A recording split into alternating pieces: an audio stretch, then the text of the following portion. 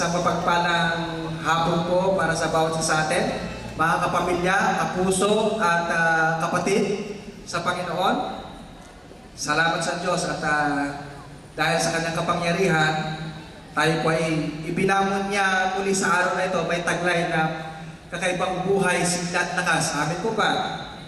Napasalamatan niyo ba ang Panginoon kung araw na ito dahil kayo po ay humihinga pa hanggang ngayon? Yan. Kaya sabi mo sa katabi mo, maraming tayong dahilan para ang Diyos natin ay pasalamatan at papurihan. Amen? Sige po, palas pa po ng palakpak para sa ating Diyos sa buhay. And of course, one thing po na natutunan po namin sa 3 araw na conference po ay sa akin po lang, sa akin personal, ayun po nga kahalagahan po ng pagbibigay, respeto at paggalang po sa ating po mga leaders. Okay? So, by the way, Bishop, Pastor Vicky, Pastor Alarma, salamat po sa pagkakalog nila ang pagkataon ko para makapag-share po ng kabutihan ni Lord para sa araw na ito. Okay? So, isa pong, although hindi po ito yung i-share ko, pero talagang in-urge po ni Lord na kailangan po itong sabihin sa pangkalahatan kasi po ay sa pamamagitan po ng pagsasagawa nito ay hindi po napipigilan yung pagpapalang dapat po natin tinatanggap sa buhay. Sino po sa inyo dito ang gustong laging nadadaluyan ng pagpapala mula sa Panginoon? Okay? So tandaan po natin na mayroon pong tinatawag ang Diyos na ilog ng pagpapala. Sabi mo sa katabi mo, ilog ng pagpapala. At ang mga pagpapalang ito ay dumadaloy. Sabi mo sa katabi mo, dumadaloy. Sa itinalaga ng Diyos hanggang kung saan yung inabot nung itinalaga ng Diyos na yon upang pangunahan ang isang kapulungan. Okay? So, gusto kong putuhan dito yung kung itinuro po sa amin na naging buhay sa akin, yung kahalagahan po ng pagkilala, paggalang, at pagrespeto po sa mga leaders po natin. Kaya po si Pastor Cesar Castellanos po ay meron po siyang hiniling na kailangan po natin laging alalahanin sa panalangin upang ipakita natin at ipadama natin yung paggalang, pagrespeto at pagsunod sa mga leaders po natin. Okay? So, ito po yung isang bagay na talagang sa simula pa lang, ramdam na ramdam mo yung kung kapangyarihan nung pagdaloy nung pagpapalang yun. Yung kahalagahan ng pagkilala, pagrespeto, paggalang sa mga leaders po natin. Agree po ba kayo doon? Ngayon, para po makita natin, maintindihan natin, lalo po sa mga bago kaibigan natin na naghahangad na madaluyan ng pagpapala, kailangan maintindihan po natin kung ano po yung mga itinalaga ng Diyos na kailangan po natin respetuhin, igalang at pagpapasakupan. Sabi mo sa katabi mo, pagpapasakupan. Okay? Handa na po ba kayong marinig? Okay? So sabi po ni Pastor Cesar Castellanos, ipinakita niya po yung level po ng mga leadership na kailangan po natin kilalanin. Upang sa ganon, yung pagdaloy ng ilog ng pagpapala sa buhay ng bawat nakakonect doon, dadaloy. Nakuha niyo po ba yun? Okay. Number 1 na sinabi niya na kailangan natin respetuhin, igalang, at kailangan alalahanin sa pananalangin natin. Isulat nyo para po buhayin po natin ito araw-araw sa buhay natin kasi meron pong nakalaang pagpapala dito. Okay? Ang sabi ni Pastor Cesar Castellanos, although siya na yun, pero sabi niya, mapagpakumbaba niyang sinabi, alalahanin niyo kami sa panalangin. So, ang isa sa kailangan natin, una na bigyan natin ng pagrespeto at paggalang. Of course, ang Panginoon natin, tama po ba? Pero kagaya ng sinabi ko sa inyo, meron po siyang ordain ng mga tao na kailangan pong nakaka-align. Parang pagpapala niya ay dumaloy hanggang sa kung saan yung aabutin ng pagpapalang yon. Okay? Sabi ni Pastor Cesar Castellanos, alalahanin niyo ako kasamang asawa kong pamilya ko sa inyong pananalangin. Okay? Pastor Cesar Castellanos, yung kanyang asawang pamilya. Pangalawa, of course, yung madalas na po natin ipinagpipray, yung Asia coordinator po natin, Pastor Lawrence Kong, kanyang pamilya. Okay po ba yun? Pero meron po tayong isang naninisngan at nakakaligtaan na siya po yung isang madalas niya inulit-ulit kasi hindi po natin masyadong familiar na ipagpipray. Pero siya po yung isang nagbuwis ng kanyang buhay para suportahan ang Pilipinas pagdating po sa paglakad sa pangitain. Okay? Sino na po yung una na kailangan natin lalangin sa panalangin? Pastor Cesar Castellanos at ang kanyang pamilya. Pangalawa, Pastor Lawrence kung ang kanyang pamilya. At ang pangatlo na kailangan po natin alalahanin si Pastor Rich Whitmer at ang kanyang pamilya. Okay? Pang-apat, yung si Bishop Uriel Baliano. Para sa kaalaman nila, Bishop Uriel Baliano po ang overall po na nangasiwa po sa G12 National Philippines po. Okay? Pang-apat po yun. Pang-lima, para makita po natin kung sino po yung kikilalanin natin na kailangan natin igalang, irespeto, at pagpapasakupan. Okay? Pang-lima, of course, lahat po ng mga National 12 ng Philippines, meron pong 12 mag-asawa na itinalaga ng Diyos para po pangunahan ang buong bansang Pilipinas. Para ang pangitain ng pagpaparami, pangitain ng pangangasiwa ay ma-manage ng tama. Okay? Pag-ilan na po yan? Pag-ilan na tayo? 5 na nasabi ko ha. Naway sinusulat ko ito kasi once na ginagawa niyo po araw-araw, inaalala sa panalangin, merong dumadaloy na pagpapala sa atin. Pang-anim, higit sa lahat, wag na wag niyo pong kakalimutan, isama sa panalangin natin, ang pinakamamahal natin, JCSGO leader po natin. Walang iba kundi si Bishop at Pastor Enrique Sebastian. Amen? So yan po yung mga magkakasunod na kailangan po natin alalahanin at pagpasakupan, igalang at respeto. At sa pamilya natin sa 3 p.m., maliban po kina Bishop at Pastor Enrique, dapat malaman nyo para sa kaalaman ng lahat, maaaring hindi alam po ng lahat. Meron po tayo dapat iisa lang na leader na kailangan po natin pagpapasakupan, kilalanin at irespeto. Okay? Pag-ilan na po yun ang sabi ko? Pang-pito na, pang-pito. Walang iba kung si Pastor Alerma de Diyos. Palapakan natin ang Panginoon. Sa 3 p.m. Sa 3 p.m. po yan. And of course, after ni Pastor Alerma, ang kanyang pamilya, then lahat ng mga pastors natin nakatuwang niya para pangasiwa ng 3 p.m. Nakukuha niyo po ba yun? And then after that, of course, yung mga prime leaders natin, meron pong 12 lalaki at babaeng leaders po natin, tinatawag na prime leaders po natin. Sila po yung mga may mga kanya-kanyang pinangasiwaan din. And then pagkatapos nila, yung mga cell leaders po natin na kung saan sila yung nangangasiwa sa atin. Nakuha niyo po ba yun?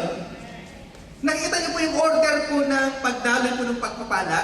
So yun po yung tinatawag po na ilog ng pagpapala. Na kapag ang sino man nakakunek doon sa pinakamataas, of course, pababa ng pababa yan, dadaloy po kung ano yung pagpapalang dumadaloy doon sa pinamataas natin, habang sinusunod mo, nire-respeto mo, ginagalang mo, kinikilala mo, dadaloy at dadaloy ang pagpapala mo. Nakuha niyo? Na-imagine niyo ba yung ilog? Tandaan niyo, wala pong tubig na pupunta doon. Halimbawa, ito na po yung pinagmulan. Bababa siya, bababa, aagos at aagos ang tubig. Sabi mo sa katabi mo, aagos at aagos ang tubig habang pababa ng pababa.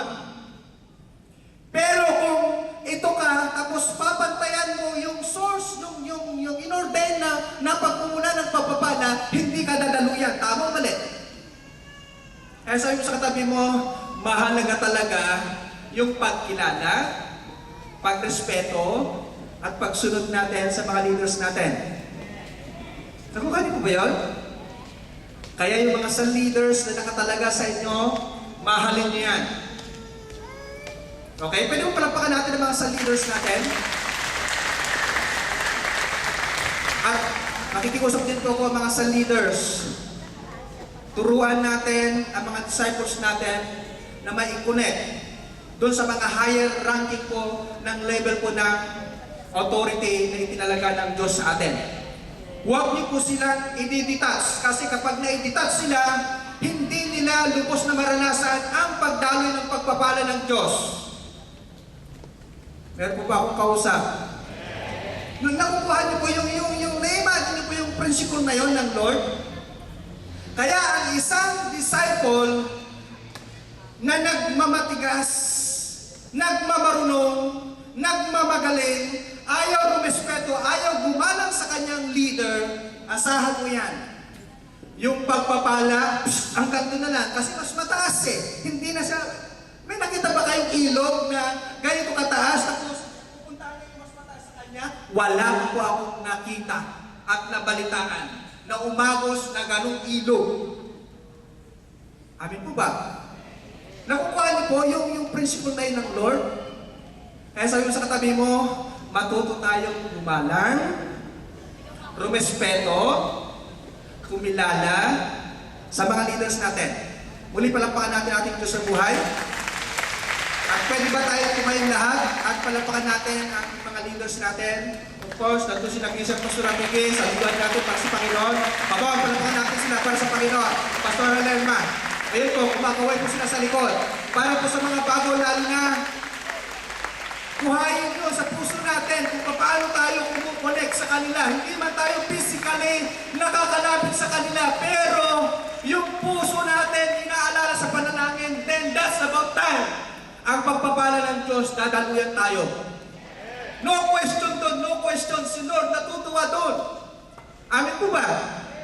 Kaya sabi mo sa katabi mo, dadaluyan ka ngayon.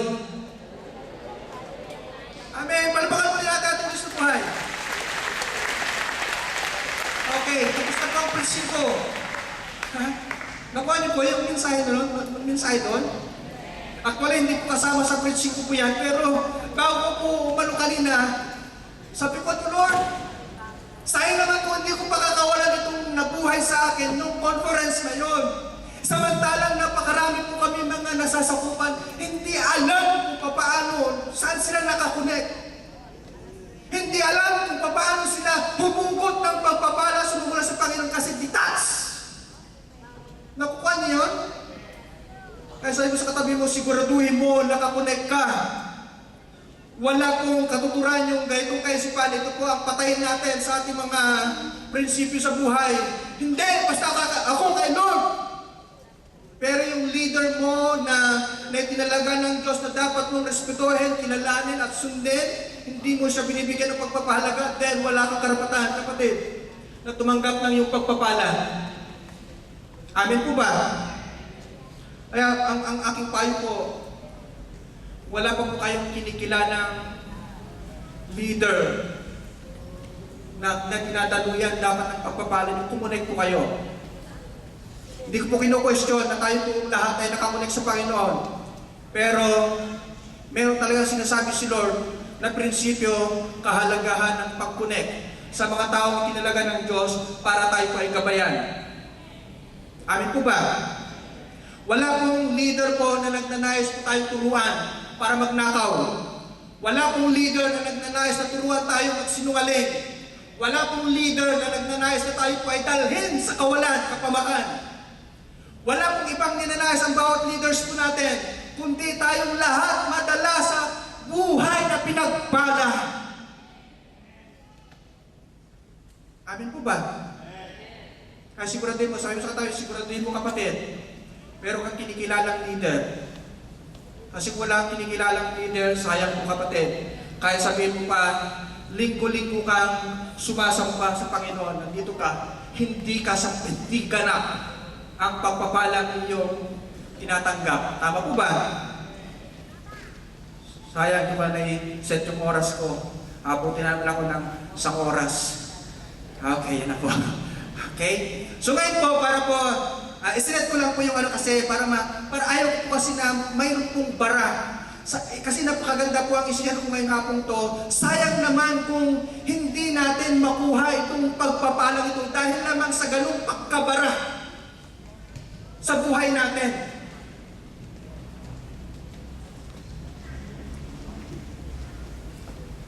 Salamat sa katahimikan. Ibig sabihin, ninanamnam nyo ngayon yung gusto gawin ng Panginoon sa atin. Amin po ba?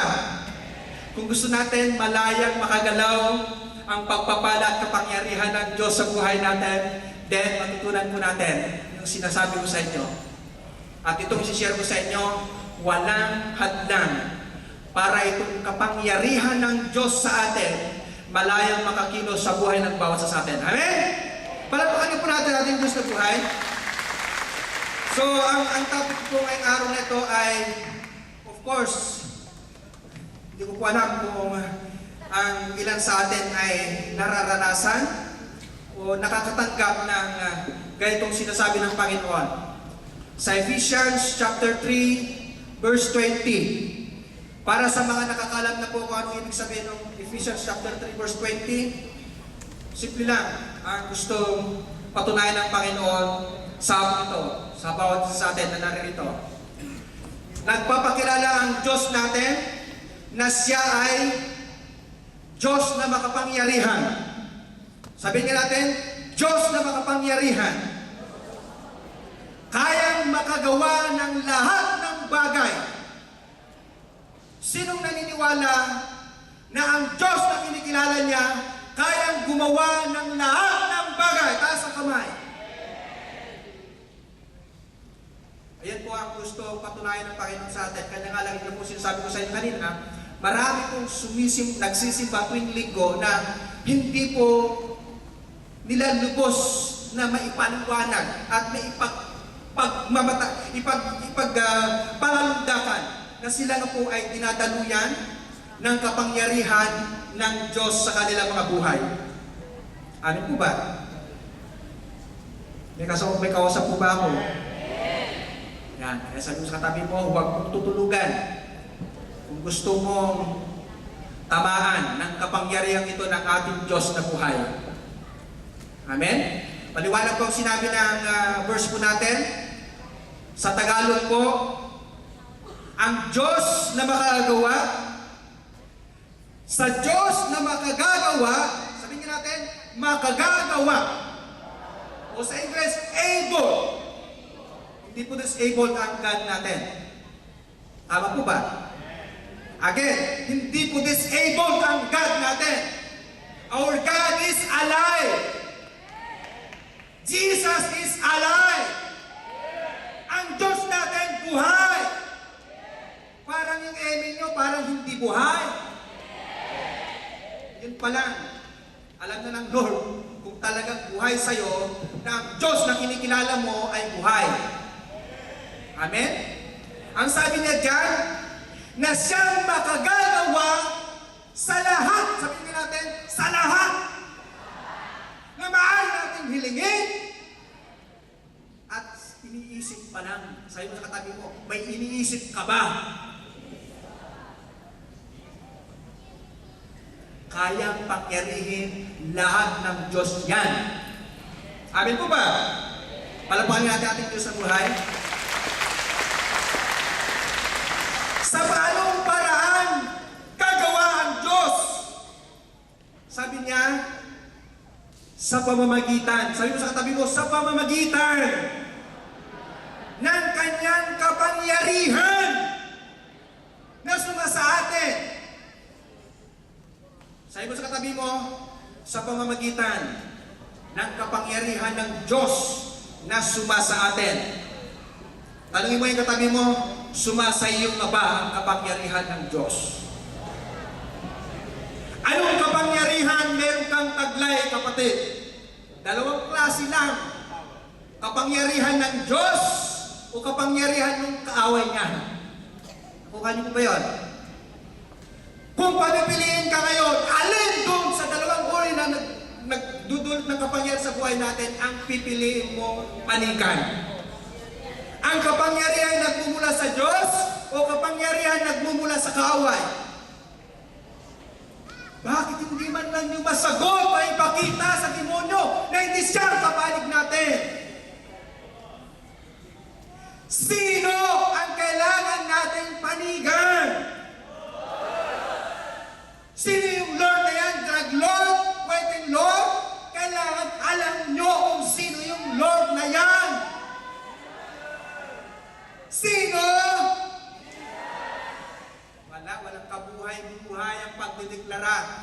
sabihin, hindi buhay para sa inyo ang sinasabi nyo.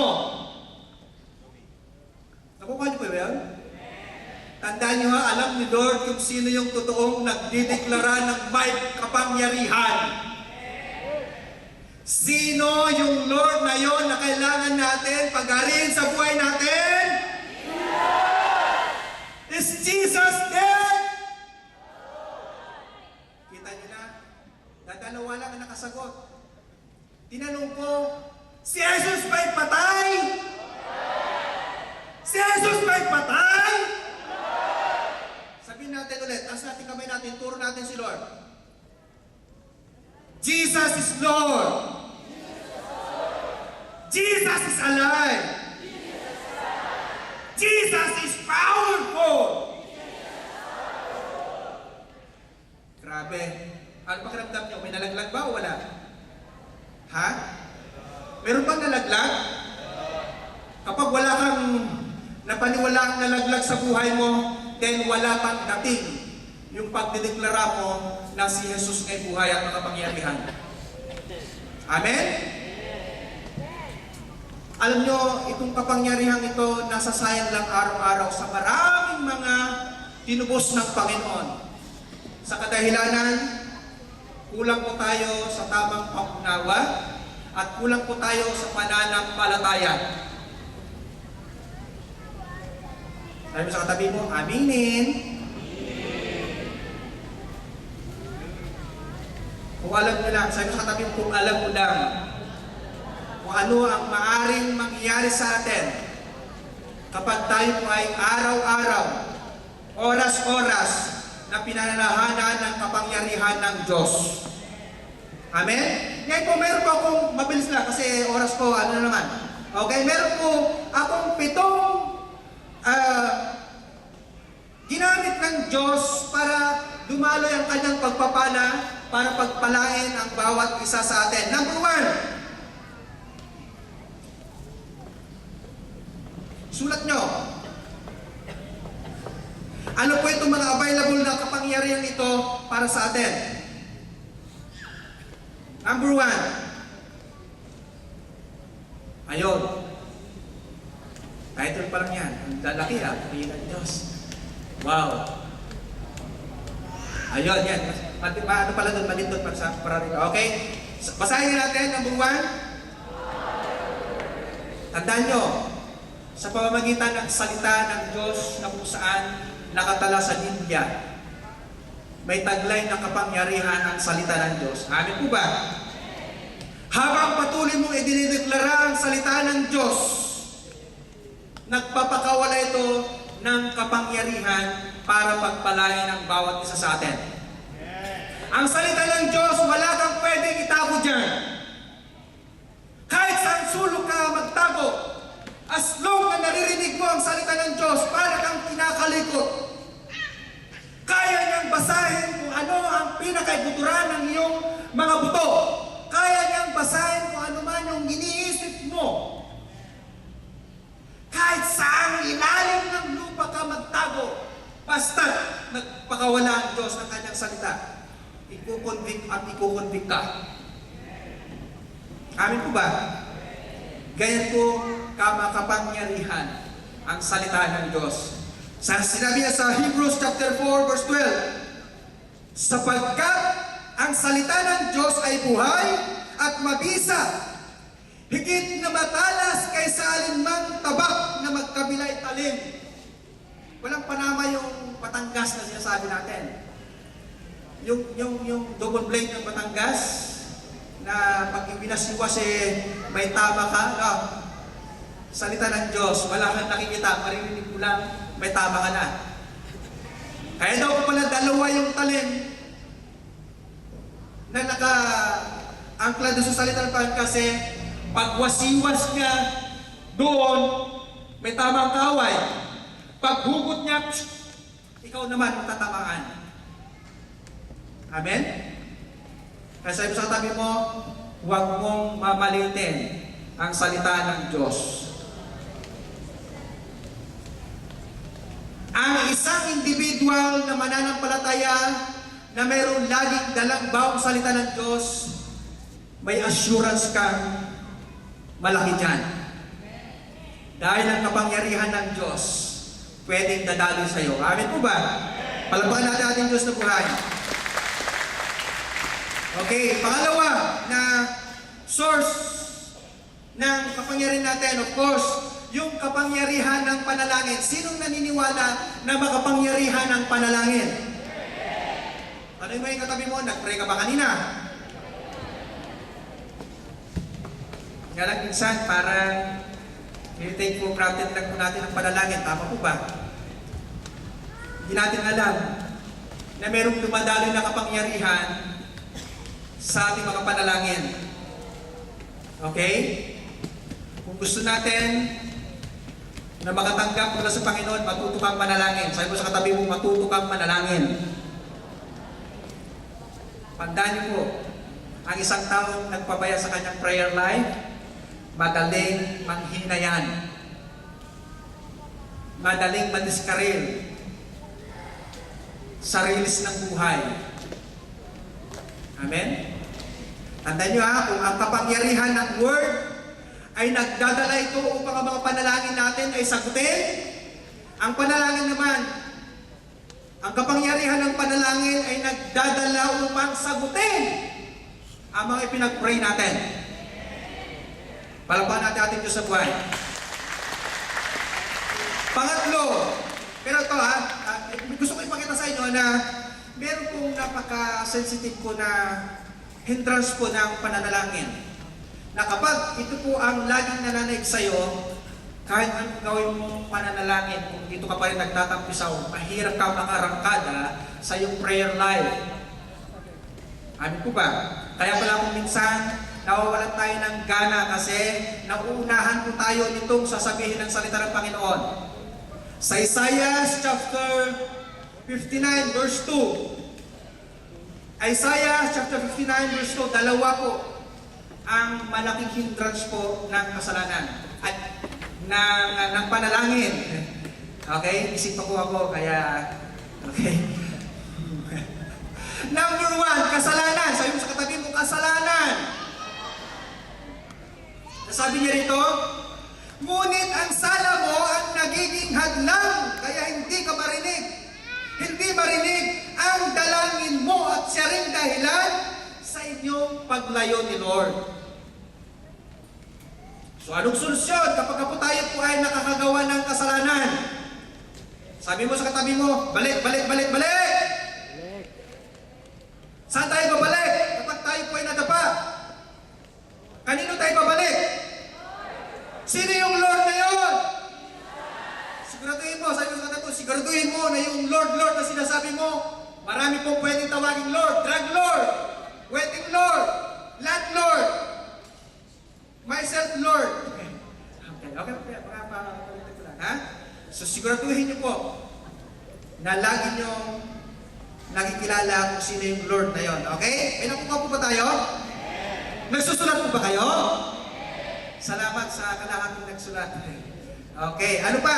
Psalm 66 verse 18. Kung sa kasalanan ako ay magpapatuloy, di ako tigil itong Panginoon. Tandaan niyo po, ang nagpapabara sa pandinig ng Panginoon sa ating mga panalangin ay yung pong mga nagagawa nating kasalanan. Okay? Pero wag po kayo makundina. May solusyon si Lord sa kasalanan natin. Kailangan mong matutunang totally magpakumbaba. Sabi mo sa katabi mo, magpakumbaba. At bumalik sa Panginoon. Hindi solusyon dito yung kapag nagkasala tayo ay lalo tayong palayo ng palayo sa Panginoon. Anong sabi ni Lord sa Isaiah chapter 1 verse 18 or 19? Halika na. Gaano kadami ang nagawa mong kasalanan? Halika, magliwanagan tayo. At uli kitang papuputiin. Sabi ng Lord, walang kasing bigat na kasalanan ang hindi kayang patawarin ng Panginoon. Ang kailangan lang natin, i-acknowledge po natin yung sinasabi ni Lord, anak, hindi solusyon yung nadapa ka, magpakalayo ka sa akin. Balik, balik, balik, balik ka sa akin. Amin po ba? Sabi mo nga sa sarili mo, Lord, sorry po. Lord, salamat, may tama ako. Amin po ba? Hindi po ako bilang isang pastor na po ay hindi po sinasabing hindi po ako nadadapa. Pero alam ko kung anong solusyon kapag ako'y nadadapa. Amin po ba? Hindi ko hinahayaan na ako po ay kontrolin ng kasalanan kapag alam ko medyo pabigat, medyo paalanganin na. Nagigising na ako niyan. At kinakailangan ko ng Lord, sorry po. Amen?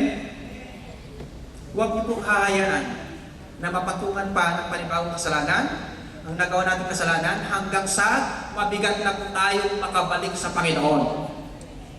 Palapakan natin ang Diyos na buhay. Pangilan na? Pangilan? Pangatlo, yung kapangyarihan tinatawag na gospel. The power of the gospel. Tandaan nyo ha, kaya ka naligtas. Kaya tayo naligtas lahat. Dahil sa kapangyarihan ng gospel na to. Ano bang ibig sabihin ng gospel? Mabuting balita. Mula nung tayo po'y nakarinig ng mabuting balita ng pagmamahal at pag-ibig ng Diyos sa atin, kaya tayo naligtas sa Panginoon. Sa tiyak na kapahamakan ng Panginoon. Amin po ba? Kaya kasi sinasabi ng salita ng Panginoon sa Romans chapter 1, verse 16. Kaya hindi ko kailangang ikahiya ang mabuting balita o yung gospel na sinasabi tungkol kay Kristo sapagkat ito ang kapangyarihan ng Diyos sa ikaliligtas ng sino man.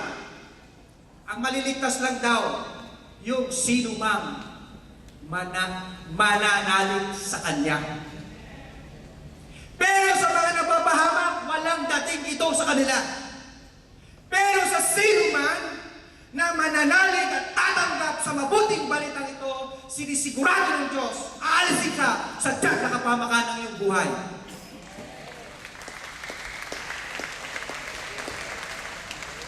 Kaya naman sinasabi ni Lord sa atin na mga naligtas na, huwag mo naman akong ikahiya. Huwag mo naman ikahiya na ipagsabi itong tinanggap mong mabuting balita. Bibigyan ko lang kayo ng isang mabuting balita na sinasabi ng Panginoon, ha?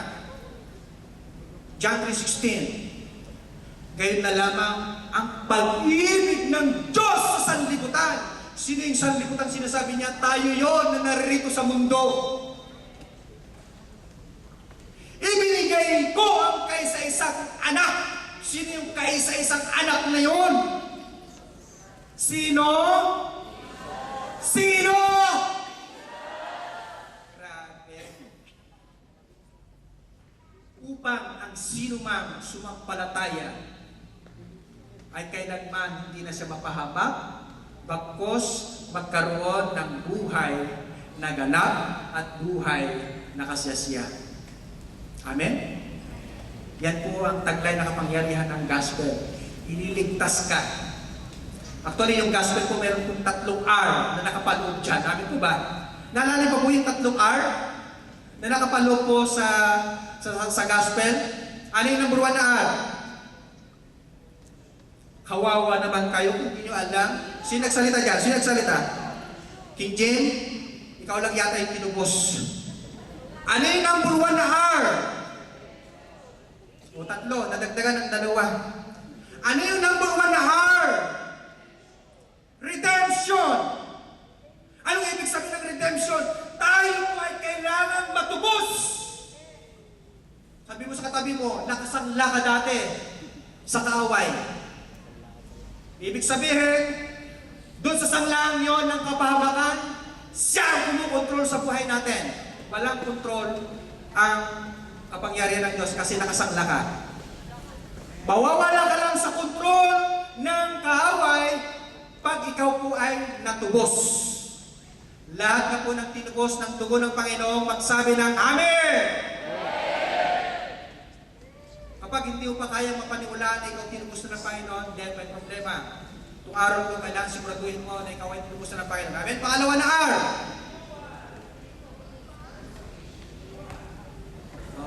yan. Okay lang po yun. Yan lang. Lagay lang po natin sa ano, yung nakasanayan natin. Restoration! Tandaan nyo ha, ang buhay na ninakaw ng kaaway, nasa launa yan. Nadiskaril yan sa original na pagkaka-create ng Panginoon. Nadiskaril yan, nadiskaril. So kinakailangan itong ma-restore back sa original na disenyo at linayon ng Panginoon sa buhay ng bawat sa atin. Amin po ba? Tingnan mo yung katabi mo kung mukhang na-restore na yan, kailangan pang i-restore. Tanungin mo, na-restore ka na ba? Kung hindi pa, mamaya i-restore ka nito. Pangatlo, renewal! Tama ka, palapakan natin ang Panginoon, renewal! Kinakailangan mabago lahat yung mga, alam nga, daming pwedeng kailangan i-renew sa buhay natin. Yun lang the way how we think. Yung pananaw natin sa buhay, sinalaulan ng kaaway niyan. Ang daming pwedeng kailangan ma-renew sa buhay natin. Amen? Lahat ng mga gustong magpa-renew kay Lord, sumigaw na malakas na amen. Yeah. Salamat at nakikinig po tayo lahat. Okay? Pang-apat. Eto, grabe. Kahapon katatapos na ng encounter. Isa po ito sa ipinapangako ng Lord at ipinangako ng Lord sa sino man gusto maka-encounter kay Lord. Yung kapangyarihan ng banal na Espiritu. Amen? Ang kapangyarihan ng banal na Espiritu ay hindi lamang po para sa ilan. Ito po ay pangako ng Diyos sa sino man na nananampalataya kay Jesus at handang pananahanan nito. Dahil ang nagtataglay ng kapangyarihan ng banal na Espiritu, tumatapang, bumabangis. Amin po ba? So, saan nakalaan itong kapangyarihan ito? Napakarami kong pwedeng gamitin ng kapangyarihan ito sa buhay natin. Yung mga mahihiyain na magsabi po patungkol po sa gospel ni Lord, kailangan po ito kapatid, na tayo po ay mapuspos ng kapangyarihan ng banal na Espiritu. Yung mga nawawalan ng joy, yung mga parang ang hirap nang sumunod sa Panginoon dahil bigat na, nawawalan na ng sigla, kailangan mo kapatid na ma-build in ng kapangyarihan ng Holy Spirit. Amin po ba? So anong sabi po ng Acts 1:8? Pakibasa nga natin, Acts 1:8.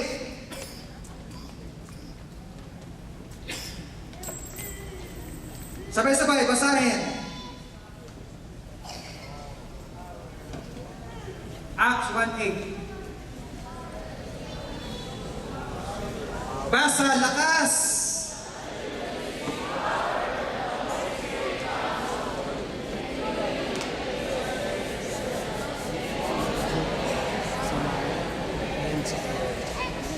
Ang sabi niyan, bibigyan ko kayo ng kapangyarihan para maging saksi ko, sabi ng Panginoon. Ang susi po ng isang effective na pag-share ng gospel, kailangan taglayin itong kapangyarihan nito ng banal na Espiritu. Sinasabi ang salita ng Panginoon na huwag daw tayong maglalasing dahil ang paglalasing ay nakasisira ito ng maayos na pamumuhay. Pagkus, sabi ng Panginoon sa Ephesians chapter 5 verse 18, mapuspos kayo ng banal na Espiritu. Mamili ka kapatid, ang magpakalasing sa alak o magpakalasing sa kapangyarihan ng banal na Espiritu. Iulit ko, mamili ka kapatid. Alin ang pipiliin mo? Ang nalalasing ka sa alak para sirayan ang matiwasay, maayos mo pamumuhay? O ang mapuspos ka ng kapangyarihan ng banal na Espiritu upang magkaroon ka ng lakas ng loob, tapang na ginagamit ng Panginoon? Sabi mo sa katabi mo, matamaan ka ng kapangyarihan ng banal na Espiritu.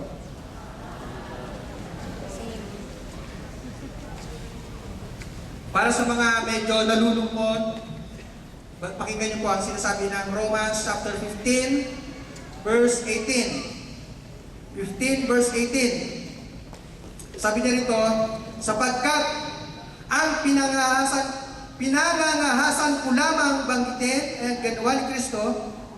Romans. Tama ba yun? 15:13 pala, 13. Sa Diyos na nagbibigay sa atin ng pag-asa at magkaloob nawa sa inyo ng kagalakan at marunong kagalakan at kapayapaan sa pananalig upang sumagana kayo sa pag-asa sa pamamagitan ng kapangyarihan ng Espiritu Santo. So kung gusto natin na meron tayo laging joy sa Panginoon, meron tayong kapayapaan, kailangan po tayong napipilit ng kapangyarihan ng banal na Espiritu. Amin po ba? Tingnan mo ni katabi mo kung medyo napupuno na yan ng ano. Mapapansin mo napupuno na yan kagalakan kapag nakakangiti na. Kung wala pa rin pong lakas na makangiti yan, yung parang ang hirap ngumiti, ang hirap niyang dalhin na mayroong kapayapaan, mayroong siyang taglay na kagalakan, meron pa siyang kailangan ipuno sa buhay niya. Amen? Palapakan po natin ating Diyos na buhay. Okay, panglima. Dalawa na lang. Panglima. Yung kapangyarihan ng revelation of the cross. Ito po, marami pong mga aminin natin sa hindi, marami pong mga Kristiyano, ang kapangyarihan po ng mensahe na ganap sa krus ng Kalbaryo ay history lang. Hanggang isip lang. Pero yung totoong buhay at kapangyarihan nito, bakit nangyari na si Jesus ay kailangan maghirap, kailangan may pako, kailangan mamatay at muling mabuhay, anong dating sa'yo? Ito ba history lang na lumilipas isang beses isang taon? Kaya nga madalas ko sinasabi sa mga nag-aandar ko ng encounter, sinasabi ko talaga sa kanila, ilang araw sa loob ng isang taon? Sige nga, ilang araw sa loob ng isang taon? Nakakalungkot po. Dahil ang demonyo, ninakaw niya sa atin, kinontrol niya sa atin yung more than 300 days sa buhay natin. Yung 1 week, ano yung 1 week na sinasabi ko? Mahal na araw lang. Mahal na araw lang. At hindi lang isang linggo, isang araw lang minsan yung Biyernes Santo lang sila nagpapakaduko minsan. Imagine yun, 365 days. Isa lang doon yung hindi hinawakan ng demonyo, the rest hawak ng demonyo. Ninanakaw, sinasalaw lang niyang buhay natin. Bakit? Kasi hindi nagmamanifest sa atin yung dapat na kapangyarihan ng Diyos na dapat natin i-enjoy araw-araw yung nangyari po sa Cross of Calvary. Amen? Kaya nga sa Apostol Pablo, sabi niya, kailangan kong mamatay araw-araw. Anong ibig sabihin ng Apostol Pablo sa 1 Corinthians? Na kailangan niyang mamatay araw-araw. Dapat daw kailangan siyang naipapako araw-araw. Ano yung kailangan naipapako sa buhay natin? Yung nature ng buhay nating makasalanan. Amen? Dapat na-identify natin sarili natin sa pagkamatay at muling pagkabuhay ng Panginoong Yesus na napako sa krus ng Kalbaryo. At ito pa, hindi nalalaman ng marami. History lang talaga. Alam nila nagkasugat-sugat ang Panginoon. Napako ang kamay, ipinutungan ng koronang tinik, napako ang paa. Pero ang tanong, anong dating sa'yo sa mga nangyari niyon sa kanyang katawan? Ngayong araw ito, sinasabi ng Panginoon, kaya na nagkasugat-sugat ang Panginoon, nagpuno siya ng bugbog at latay upang lahat ng mga may sakit at karamdaman magsisigaling. Parang yung iba hindi talaga makuha yung buhay ng kapangyarihan mo. Alam niyo, kung isa-isahin ko po yung Revelation of the Cross na yan, kulang po ang oras natin, pero sinasabi ko sa inyo, panampalatayanan nyo, sa buhay nyo, yung kapahayagan. O ano talagang mensahe nito sa buhay natin, araw-araw, sabi mo sa katabi mo, araw-araw. Hindi lang sa panahon ng mahal na araw. Huwag kang papayag, kapatid, na araw-araw, oras-oras tayo na pagnanakawan ng kaaway. Kaya po tayo madalas na pagnanakawan ng kaaway kasi yung kapangyarihan na dapat natin tinataglay nakahubad sa atin. Kaya sabi mo sa katabi mo, lagi mong isuot ang kapangyarihan ito. Amen? Pang-anim. Okay, bago pupunta yung pang-anim, gusto kong basahin ito. Meron ako nabasa quotation, sabi niya rito, all power in Christianity is in the crucifixion of Jesus Christ. Lahat daw ng kapangyarihan na dapat naglayan ng isang Kristiyanong ito, nakukuha sa kung anong naganap at ginawa ng Panginoong Jesus sa krus ng Kalbaryo. Amen? Tutuloy ko. The revelation of the cross cannot be understood by intellect. Yung talino daw ng tao ay hindi kayang unawain kung ano itong revelation of the cross na sinasabi dito. Maliban na lang na ito'y maranasan mo. Maliban na lang kung ito'y maranasan mo. Sabi niya, the revelation of the cross cannot be understood by the intellect. Sabi niya, it must be experienced. Sabi mo sa katabi mo, dapat maranasan mo ito. Para mapatutuhanan mo kung gaano makapangyarihan ito sa buhay natin. Again, isa pang quotation. God cannot manifest His power, sabi niya, upon someone who is not crucified. His nature, yung carnal nature natin, o yung human nature natin, yung gawa ng makasalanan sa buhay natin. Again, hindi daw po natin mararanasan yung pagdaloy at pagkilos ng kapangyarihan ng Diyos sa buhay natin kung hindi natin ipinapako araw-araw yung makasalanang nature ng buhay natin. Andyan pa po ba kayo? Meron po ba kayo nakukuha? Ay sabi sa tabi mo, araw-araw pa lang kung dapat mamatay. Yan po ang hindi naiintindihan ng marami. Pastor naman, nakakatakot naman po yung sinasabi nyo, sinasabi ko ng Biblia. Kailangan po natin araw-araw pinapatay yung mga gawa ng kasalanan sa buhay natin. Yung old nature na naghahadlang para makakilos ang kapangyarihan ng Diyos sa buhay ng bawat isa sa atin. Palapakan natin ating Diyos ng buhay. Pang-anim, sana na, the power of the blood. Kapangyarihan ng dugo ng Panginoong Jesus. Ito, madalas nyo napapakinggan sa tuwing may preaching po ang salita ng Diyos, yung dugo ng Panginoong Jesus. Ang tanong, gaano mo kadalas nararanasan, kapatid, yung pong beneficio nito kapag ina-apply mo sa buhay mo? Napakaliwanag po sa sikat ng araw ang sinasabi ko sa salita ng Panginoon sa Revelation chapter 12 verse 11. Basa.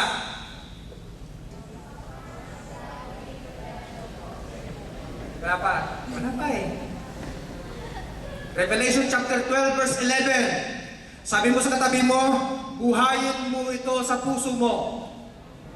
Kung gusto mong laging araw-araw nararanasan ang divine protection ng Lord sa buhay mo, sabay-sabay, basa.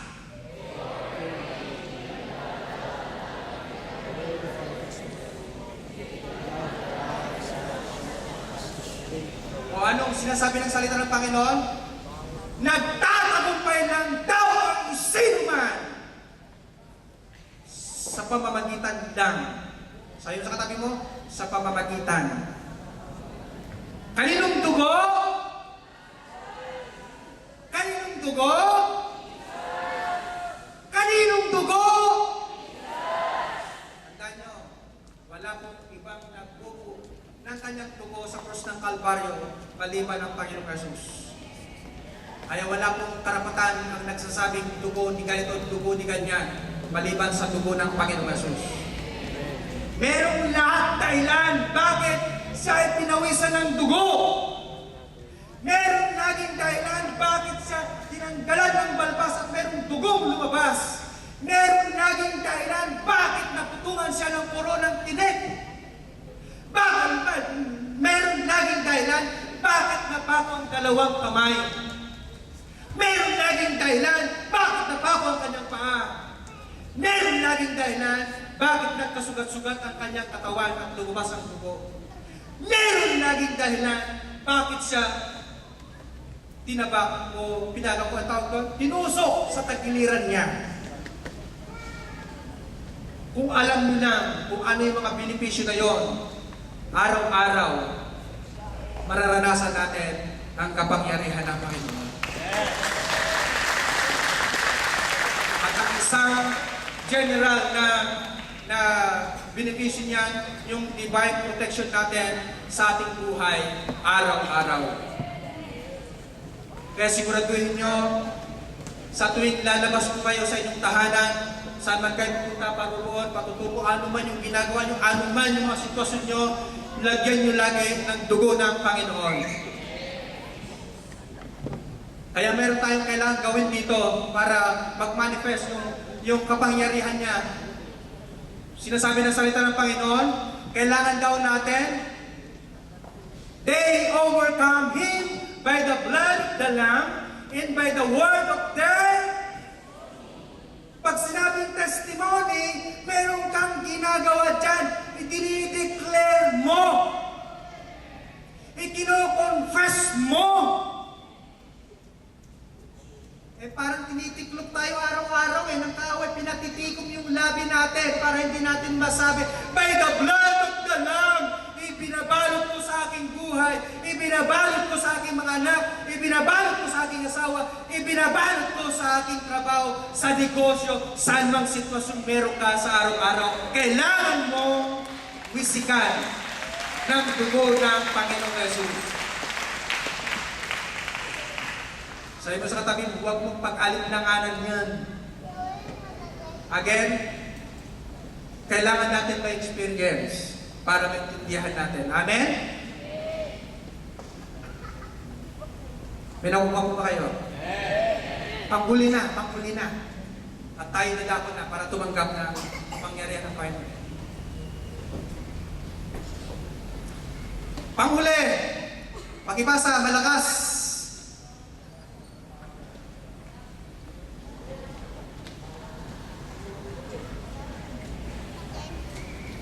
Isip na kayo Kasi masyado kayong tahimik Basa sa 2, 3.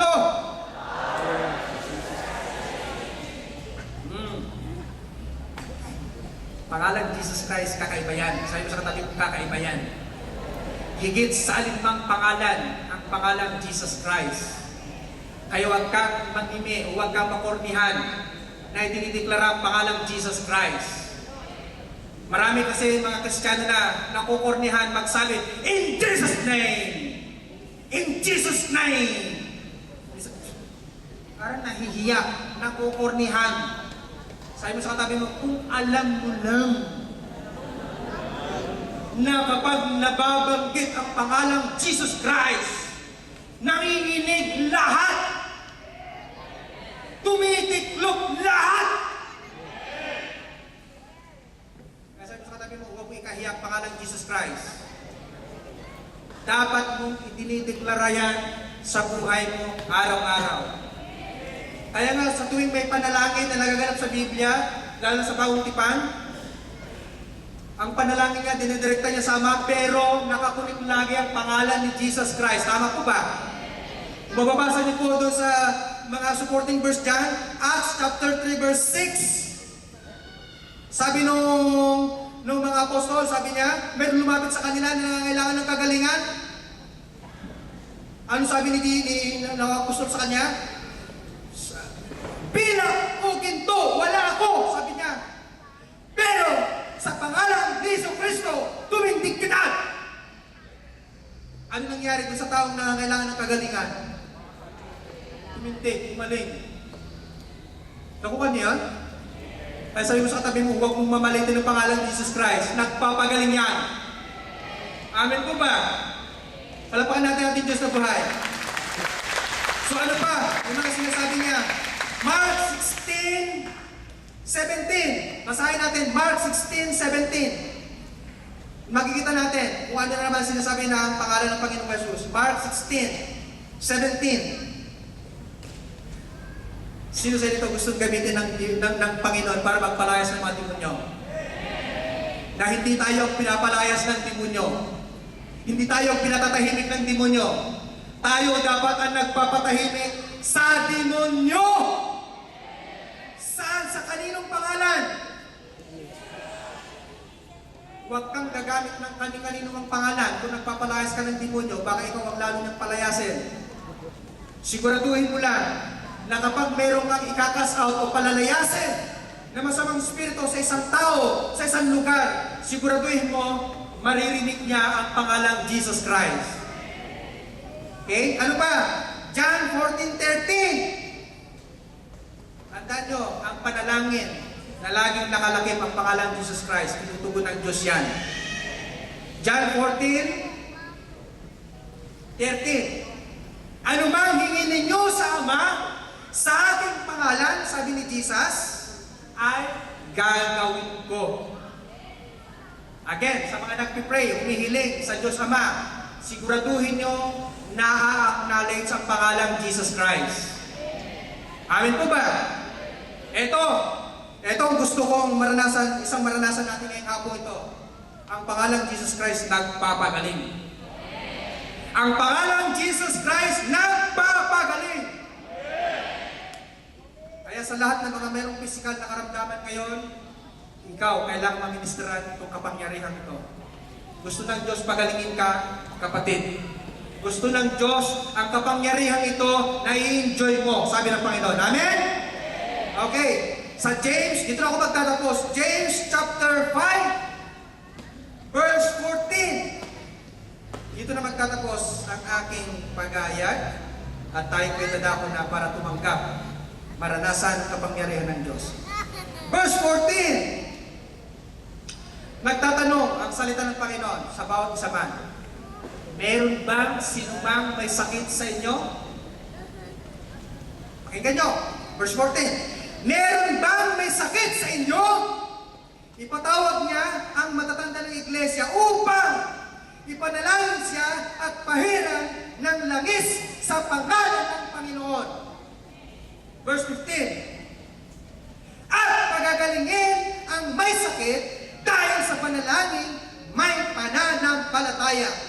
Ibabangon siya ng Panginoon at patatawarin kung siya'y nagkasala.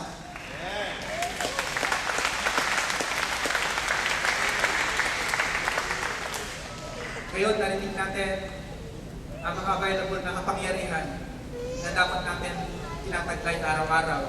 Sa anumang sitwasyon natin sa buhay, sa anumang kalalagayan tayo sa buhay. Ang tanong na lang, willing ka bang tanggapin upang maranasan ang kapangyarihan ito?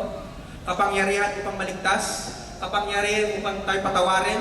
Kapangyarihan upang tayo po ay palayasin?